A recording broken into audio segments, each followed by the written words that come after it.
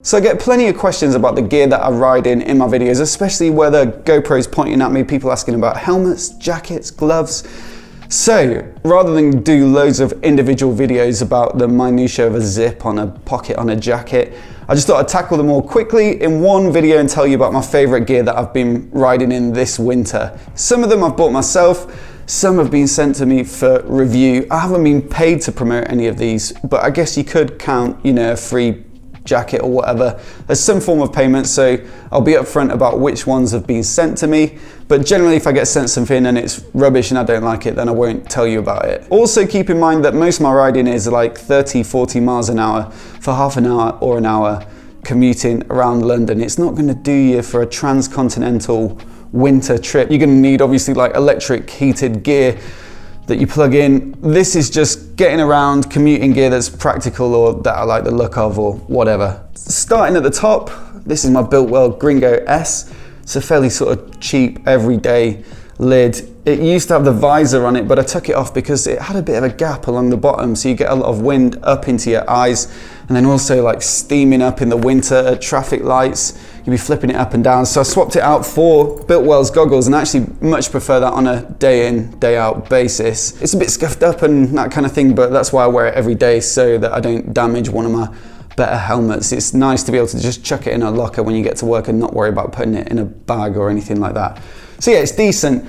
Don't really use it when I'm making videos because there's no wind noise protection. So when you've got the microphone in your helmet, it's just far too noisy to be heard. So that's probably why you haven't seen me wearing this a great deal, but most days I do. It's pretty comfy, it's quite round, I would say, so there's a bit of pressure on the forehead for me because I've got a slightly elongated skull. But yeah, it does the job, cheap, kind of comfy once you've worn it in, looks all right. So that's the BILTWELL. But what I have been wearing in most of my videos is this NEXX XG100R. So it's a bit of a retro style lid, but basically the reason that I chose this is because of the construction quality means that it's actually quite quiet. So I was looking at other full face retro lids like the Bell Bullet, but that doesn't have a chin curtain. This has got a chin curtain all the way around. Look at that lining as well. It's so nicely finished. And then it's got proper rubber seal here around the visor, so when you've got it flipped down, it's nice and quiet. And even this chin vent here has a little thing inside that you can close it. So generally when I've got a mic in there, it sounds pretty good. But I also like the way it looks. The finish as well, it's actually like a white pearlescent finish. So big fan of that. And I think I might get another NEXX helmet soon. Really like them, really like the build quality. Price is all right. So yeah, that's my favorite. I've got so many gloves to tell you about. Let's have a quick look. REV'IT H2O HYDRA. So these are meant to be their like waterproof gloves. Pretty good, but the sort of thermal lining compressed quite a lot, quite quickly, especially after they got soaked a couple of times. So they're not actually that warm anymore. Decent gloves, but yeah, not my favorites. I've also got these little Oxford gloves, like tan ones, really thin. Don't really wear those in winter, and I've gone off the look of them a bit. What else have we got here? These are also from REV'IT. I think these are called ABBEY Road. They look great, but again, no thermal lining or anything, just thin leather gloves. I like the look of them, but I find that some of the fingers are like a bit long. I don't know if that's a manufacturing kind of quality issue, so not my favorite. So two pairs of gloves that I do really like. These are more summer gloves, they're perforated, but these are GOLDTOP Predators, so they've got a bit of Nox armor in the knuckles here, but yeah, I really like these gloves. Nice quality leather. They've got a soft sort of velour inside, so they feel quite luxurious. And then the venting is actually pretty good in summer. But for winter, my favorites so far are these racer gloves. These are the Gridder. Really nice, kind of similar actually to the REV'IT H2O HYDRAs. They've got a Gore-Tex outer, so they're waterproof. Goat skin, leather palm, that's pretty nice. And then a fleece lining. But one thing that I do really like on these as well is this elasticated fastener. So it's just really simple. It doesn't loop through or anything daft like that. It's just, you know, pull it over, Velcro it on, and you're good to go. So really comfy. They fit me really well. The sort of build quality is excellent.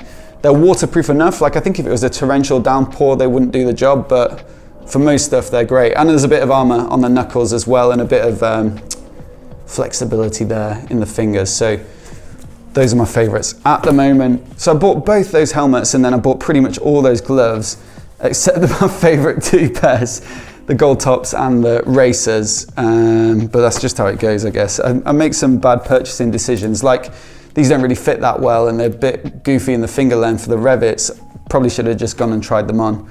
But yeah, these ones are excellent. So there's two jackets that I wear most of the time at the moment. One is this REV'IT Stealth. It's like a hoodie style jacket and it's super comfortable. It's like a black denim and then a thin lining. So you need to layer up in winter. It's not that warm, but it's just like a casual hoodie type jacket, which is great for, you know, if you're going into the office or whatever, and you don't want to be wearing a jacket that is like proper big padded biker jacket. This is more like you can just wear it around and about. It does have armor in the shoulders and elbows, but generally it looks just a bit like a hoodie that's a bit bulky maybe in the arms. So love this jacket. I think they've updated it with like the REV'IT Stealth 2 now, which might be better. There's some things like the pockets are buttons, not zips. So I feel a bit uncomfortable having my house keys in the pocket or whatever because you don't want them flying out. So if they zipped up, that'd be better. I think that might be an improvement they've made. But generally it's great. As long as you layer up underneath, it's cracking. And then this is the BLAUER HT Winter Pull. So this is like a pullover style jacket, super padded. It's a bit like wearing a puffer jacket. And yeah, it's just extremely warm. I think the good thing about not having a zip on the front is that it doesn't let any wind through. So yeah, it's really, really warm in there. There's a zip on the side so you can get it over your head easily. And obviously a zip on the neck as well, but it's just really cozy. That one was sent to me. I bought the REV'IT, but that BLAUER jacket was sent. But yeah, if it's a cold day, I'm definitely wearing the BLAUER. It does have armor, again, in the elbows and shoulders, but it's such a toasty coat that, yeah, I really like that one a lot. Onto jeans, and these are the REV'IT Lombards. I bought these ones. They're fine. They did the job for a few rides that I needed them for, but I just find them a bit rigid and restricting, so they're not my favorites. The pair that are my favorites, I haven't bought any more jeans, riding jeans, because these are so good and I wear them pretty much every time I go out on my bike and just have to wash them on a regular basis. These PANDO MOTO jeans, they're so good.